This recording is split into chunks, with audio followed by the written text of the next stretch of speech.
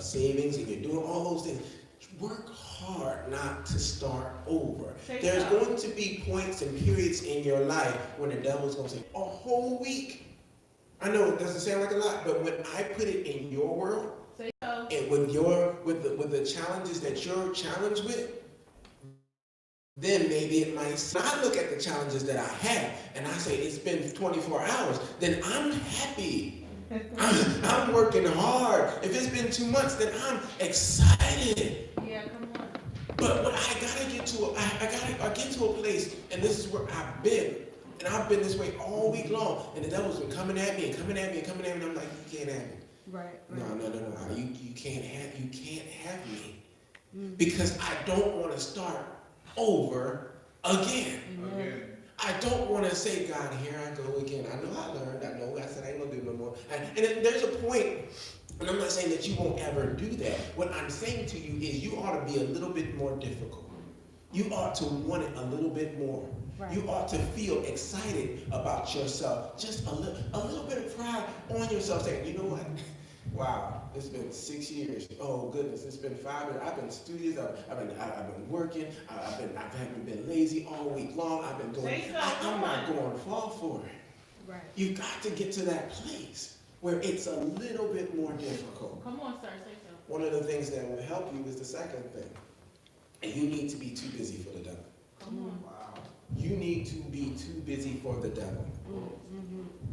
Songwriter said, I'm not tired yet, running for Jesus. Amen. The choir used to sing it back in the 90s, probably.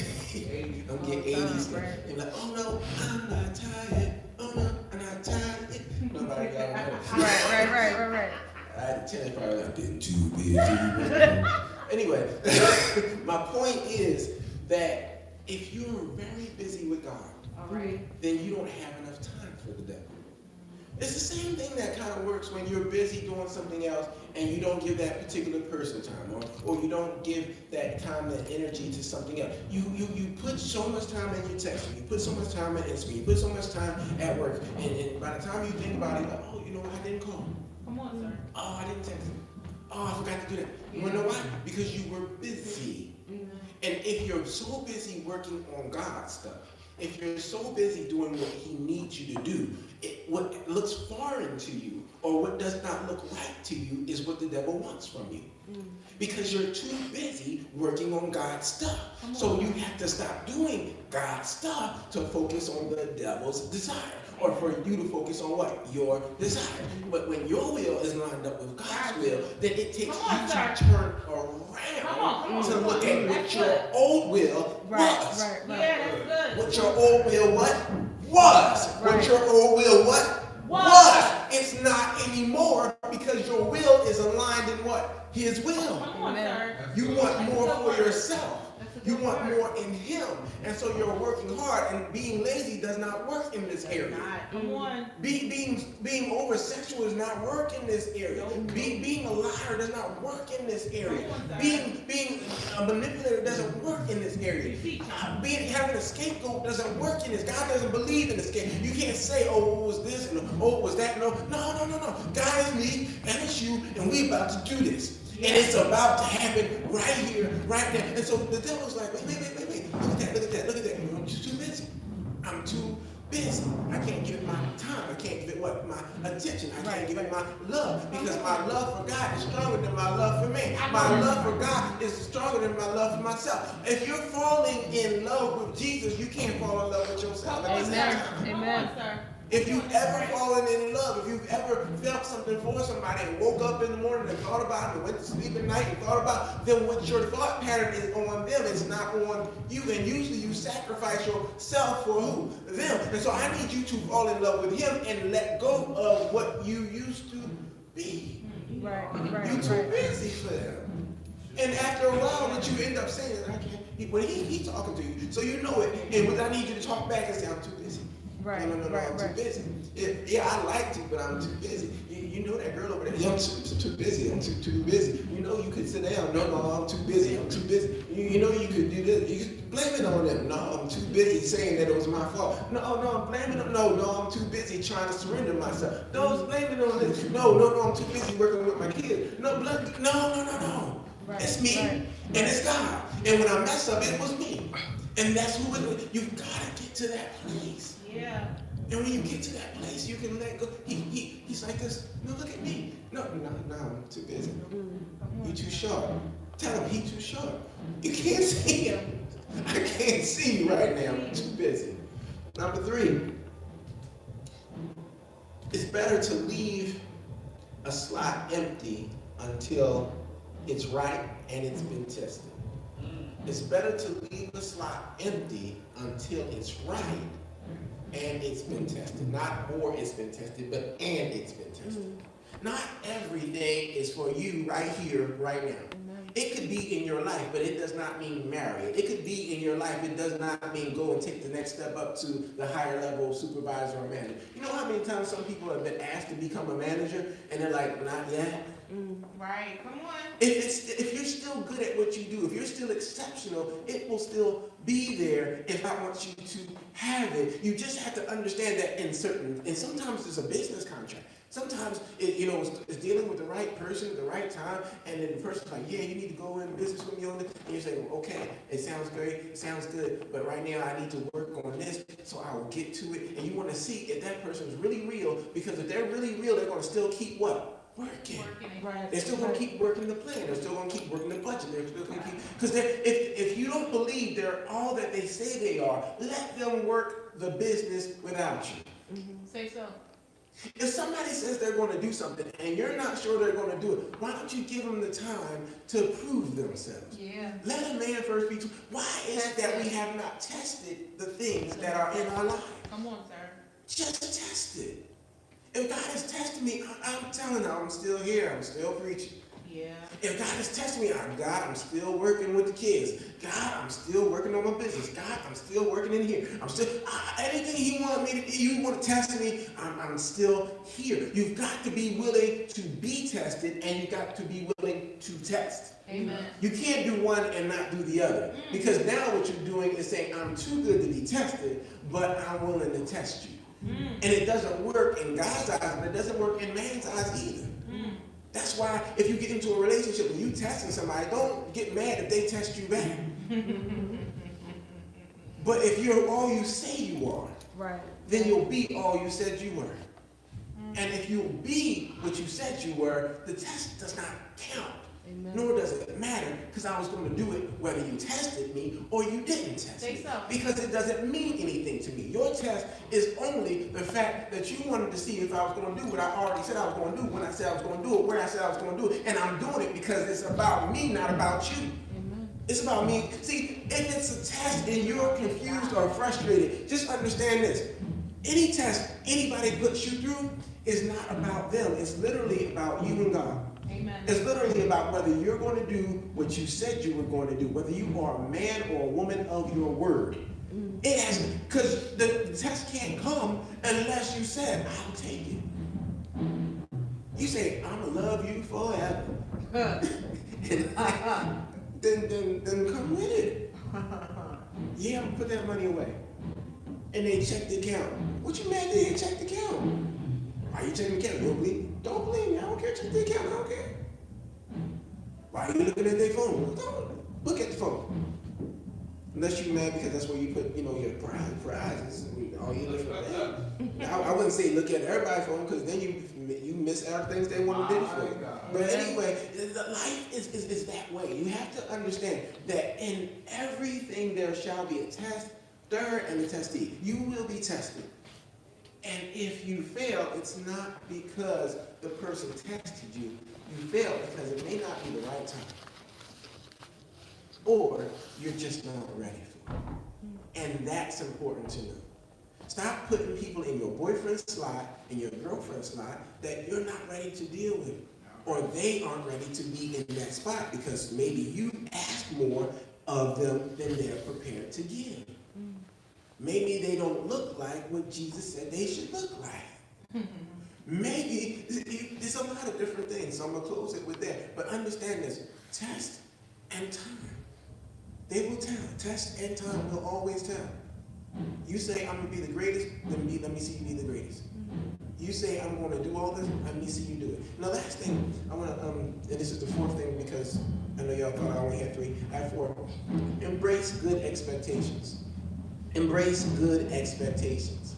One of the things that my mother said before she went to see Jesus was that if she called, she knew I would answer. Yeah, that's right. And so she knew that she could get in touch with me faster than anybody else. Yeah.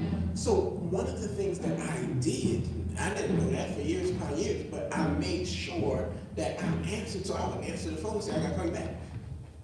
But I acknowledged the fact that it was important for her to know that she could get in touch with me, and it was an expectation. Now there's bad expectations.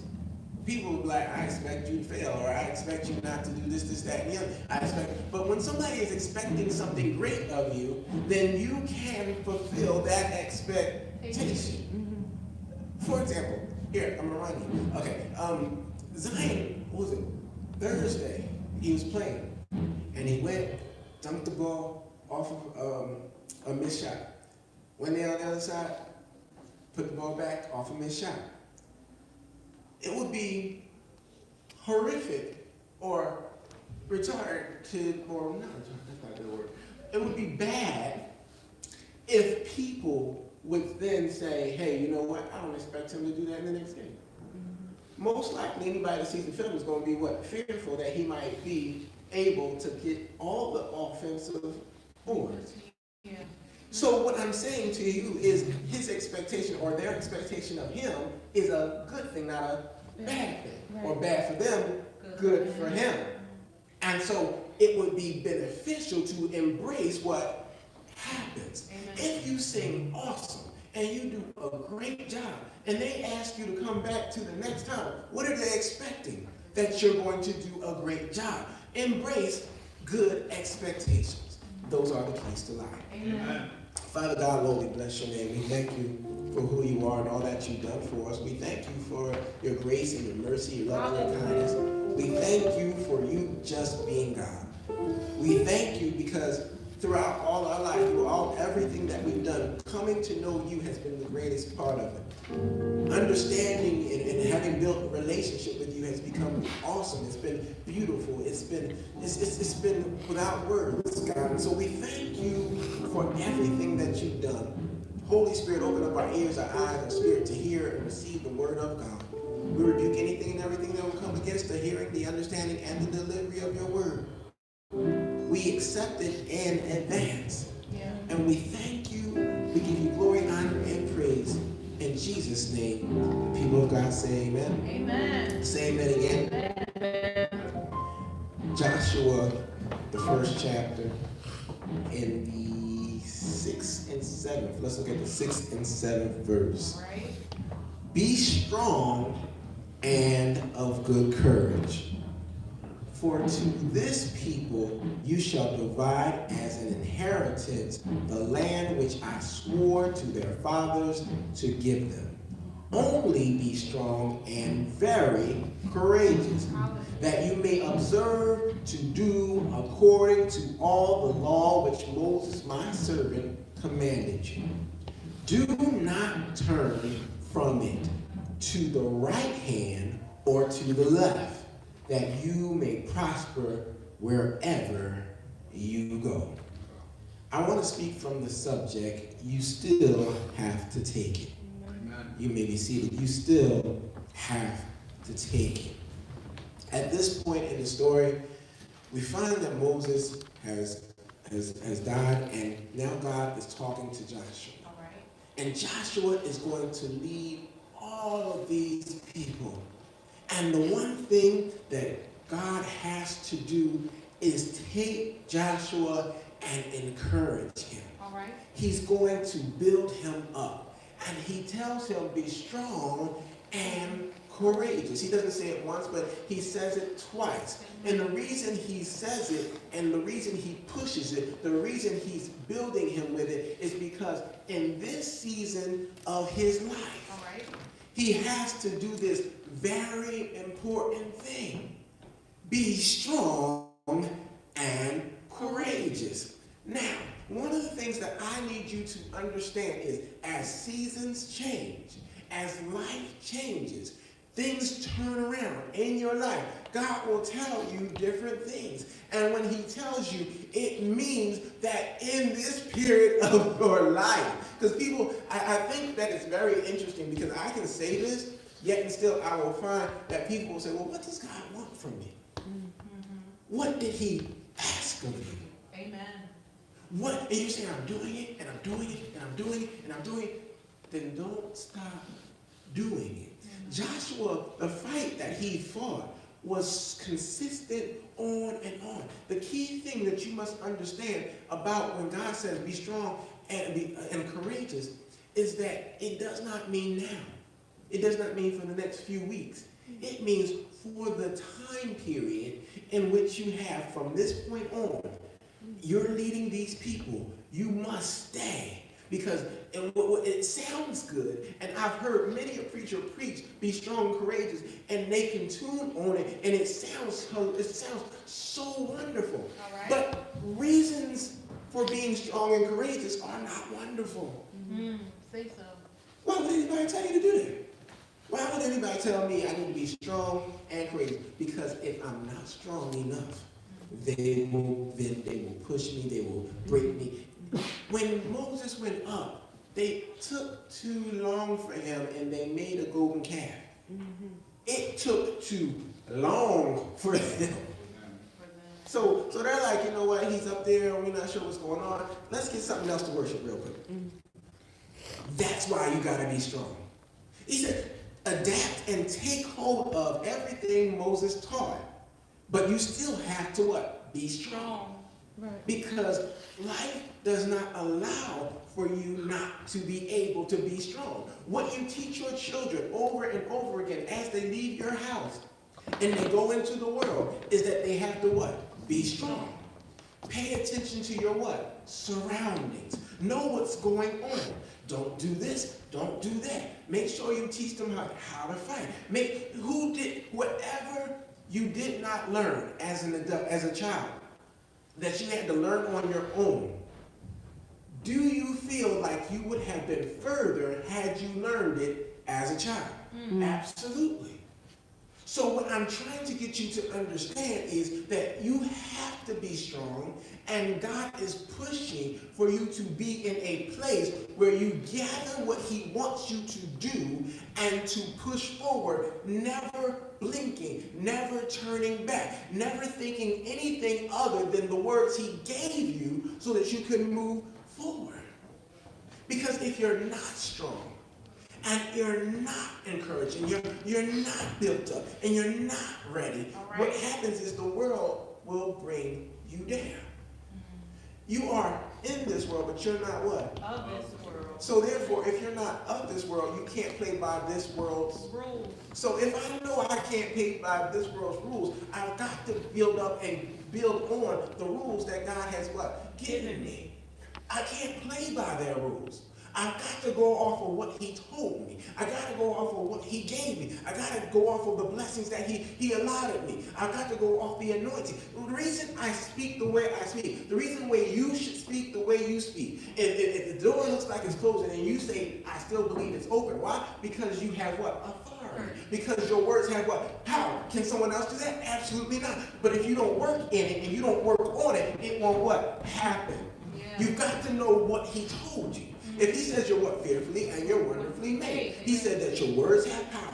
He said that you have power. He said that you have what? Authority. He said that you bind it, it shall be bound. You loose it, it shall be. Notice, if he gives you the rules ahead of time, he's giving it to you so you can what? Use. My mom used to say to me, never ask me for anything in the refrigerator. So we would go to her pretty much once a month at least to say, can I have it? She said, why are you asking me? I already told you, you can have it. If it's in the refrigerator, you can have it. If it's in the kitchen, you can have it. So don't ever ask me. And what God is saying to you is stop coming to me in your prayers, asking me for something I told you to have authority over, that I told you to have dominion over. Stop asking me and take it. Just because he said that you will, he said, I'm going to walk you in. If you heard the person read the scripture. He said, you will take over this land, and you will take over this land, and you're going to go in here. He's telling you what you're going to do. Does that not mean that you still have to fight? He had to fight different battles. They had to be strong for different battles. So what I'm trying to get you to understand is you still got to take it. You still got to take the things of life. He's given you all the weaponry. You just have to be able to be strong and courageous. You still have to be able to go forward. Now understand this one thing. It may be foreign to you. Right? Where did Joshua go? Into a foreign land to make it home. Amen. God said it's yours, but it wasn't something that he was what? Familiar with. Come on, sir, preach. And so if he's not familiar with, that means you'll run into things that you are not what? Familiar with, that God said you can have. You'll run into things that you're not familiar with, that God says to be strong and take over.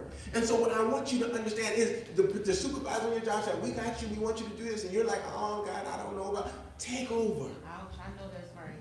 You like, I don't know, I ain't never done that. No. Give me a minute. Give me 3 weeks. Give me 2 days. Let me look at it, and I'm gonna work on it, and I'm gonna get back to you. Why? Because if God says, you say, God, I need more. He says, okay, boom, I'm going to give you more. I'm going to open up the door. Somebody says, I got more work for you. It's not on your scale. It's a different type of thing. I need you to do it. Can you do it? You say, no, I can't do it. And then you say, God, I need money. He said, I gave somebody the ability. They told you to do something, and you wouldn't do it, yet you keep asking me for something. Money doesn't show up in your hand. Work comes. Let a man be what? Tested. You got to understand that everything I say runs back around into the same position. You got to understand the word works every single time. And if you understand that one word will back up the next word, which will back up the next word of God. So therefore, you must understand that in a foreign land or in foreign things that you are not familiar with, you still have what? Power, and you still have what? Authority, and you still can work what he's given you. It can be a different city, it can be a different ministry, it can be a different kind of person that you're dealing with, but you still can work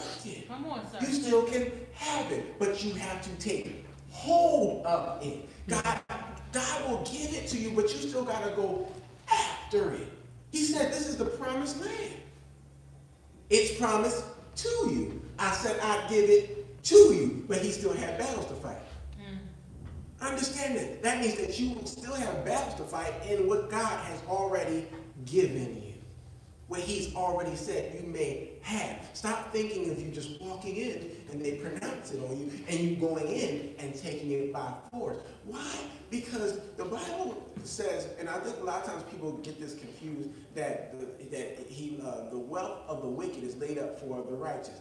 Do you believe that at some point the wicked will get to the point of wealth and then say, hey, would you like this? It's a word. It's a word. But by some way of you working, by some way of you being good steward, and by some way of you not giving up, and by some way of you pushing, and by some way of you being strong, and by some way of you being courageous, and by some way of you having this wonderful financial resume and this wonderful tenacity, and you with all these different things, what ends up happening is somebody says, well, can you do it? Yeah, I can do it. Well, can you do it better than them? Oh, I can do it better than them. And so now what? That contract that used to be for the wicked becomes what? For the right. Come on, y'all understand it, but it takes some type of work. And so then the other thing is it may be a fight. Now, it's not a physical fight, but what type of fight is it? It's a working fight.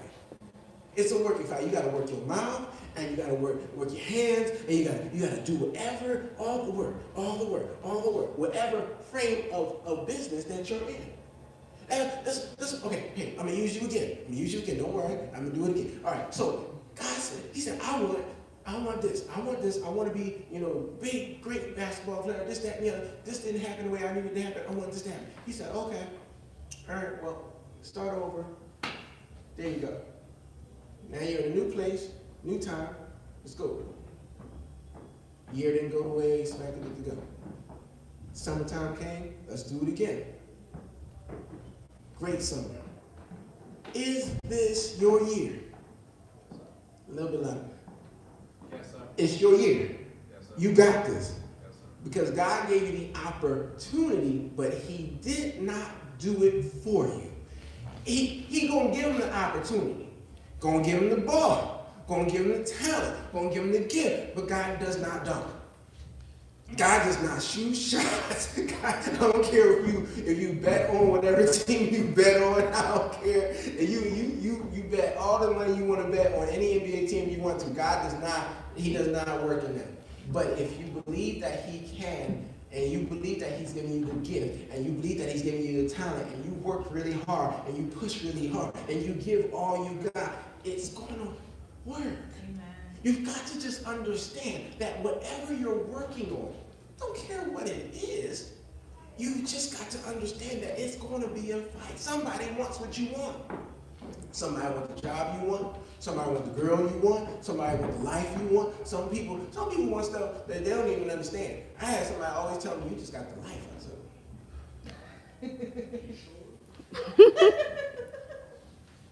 what do you see that I don't see? No, I'm grateful for whatever God and everything that God has given me. But, people want what you want. Amen. And I need you to understand that people will say, oh, you're going after it, I'm going after it too.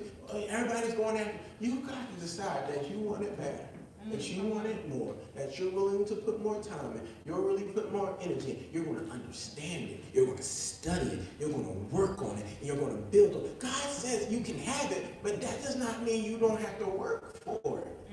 That's like I want a great album, but I'm not going to consistently work on the song, and I'm not going to be in the studio. I'm not going to do none of that. I'm just going to let it happen naturally. It doesn't work like that. Anytime somebody accepts an award for something, they say, I want to thank all these people, you put in the hard work. You guys were there with me when this didn't this. You guys were there with me when this didn't this. You guys were there with me when this didn't happen here. And I was in there, and the only place I had to be was in the studio. Or I didn't have it, and I'm out here giving my CDs. Do you understand what I'm trying to get you to understand? God said you can have it. Amen. But the reason he's saying being strong and courageous is because it's going to take that to get it. It's still going to cost you. And the last thing is that you have to understand about God is God is not neglecting your usual. A lot of times you get so caught up in the fact that God actually says be strong and courageous that he is neglecting all the things that Moses taught. No. He said, remember all the things that Moses taught. I'm not neglecting the fact that you messed up. I'm not neglecting the fact that you have no excellence. I'm not neglecting the fact that you don't want to do it this way. Being strong and courageous works really good. But if you're lazy, it don't work really good. Amen. Being strong and courageous works really good. But if you don't have the time or the energy, then it doesn't really work really good. And being strong and courageous works really good, but if you're prideful, it's not really going to work really good. What I'm trying to get you to understand is that sometimes we get to the point where you're like, God, I'm doing all of this. And he said, the problem is you forgot the teachings. It's just the teachings. All the things that Moses taught you, all the things that you've been working on, all of it, God is not neglecting that. And sometimes people think it's sin. It's not all sin. Can I help you with something? And she'll probably see it when she sees the video. So I got a ride to church this morning, and the person was late. And then not only were they late, they had no gas. So when they stopped at the store, I said to them, what would happen if you run out of gas on the way to church? Because I can't get it. So now I'm in your car. What happens? Where is the excellence that says, I might need to make sure that it doesn't get under half? Where is the excellence? I gotta be, even if I'm sick, I'm tired, and I can't. See, what I'm trying to get you to understand is, I'm not trying to bring them down, which they understand. What I'm trying to get you to understand is, if you really want it, it's going to take more than just strong and courageous. And I know that I push and I pull from you. I'm pushing and pulling for you for a reason. I'm trying to take every inch of excuse away from you. Why? Because the world don't care about your excuse. The world don't care about your excuses. And if you don't care about your excuses, what ends up happening is you end up in the same pew 10 years from now doing the same thing. My Lord. Come on, If you sir. stop giving yourself excuses, ask anything, and this is the last thing I want you to see. Anything that you are pride or excited or very, very, very, very, very, very, very proud for, like you just love the fact that you do this well. Whatever you love that you do excellent. I mean, you just think, you may not think you're perfect, but you really, really think you do a good job at it. What did you do? You stopped giving yourself excuses. You said, I'm going to do it because I'm good at it. I'm going to do it because I'm great at it. I think I multitask very well. I think I handle day-to-day things very well. Did I talk to my kids? Did I make sure I do the work? Did I make sure I did church stuff? Did I make sure I spend time here? Did I make sure I do this? Did I make sure I do this, that, and the other? But what did I have to do? I had to let go of the excuses that there's not enough time in the day. There's not enough time in the day. Friday, children, more children, basketball games, this, that, movie. It don't matter. So the excuse that I didn't have a lot of money for all these things did not work. I gotta do what I gotta do because God said I can do it. And if you can do all things through Christ which strengthens you, then what is it that's stopping you? That's good. Your weaknesses. And that's my time. Father God, Lord, we bless your name. We thank you for who you are and all that you've done for us. We thank you for just telling us that we can have. We thank you for the ability to have. And then we thank you for all the weaponry, the skills, all the authority, all the promises, everything that you've given us that says we can have it and that allows us to have it and allows us to take over it. We tell you today that the excuses are out the window. We're done with it. I hurt my finger and I'm sorry and all those things. We're done with those things. We're different today. We're different now because we want what we want and we want it more than we wanted it before. We're going to take over. We're going to be courageous. We're going to be strong. And we say not that we're going, but now we are courageous and we are strong and we do have what we say we have and we will take over. We thank you for the ability and we thank you for being inside us. Fill us with your Holy Spirit right now. Take over in this place. Be unlimited to us, God. We open up ourselves to just do. We thank you today. We praise you today. And no matter what happened in our past, we're new right now. We're new right now. And we don't focus on what we used to be. We thank you for who we are right now. And we thank you for who we are going to be. In Jesus' name, the people of God said, amen.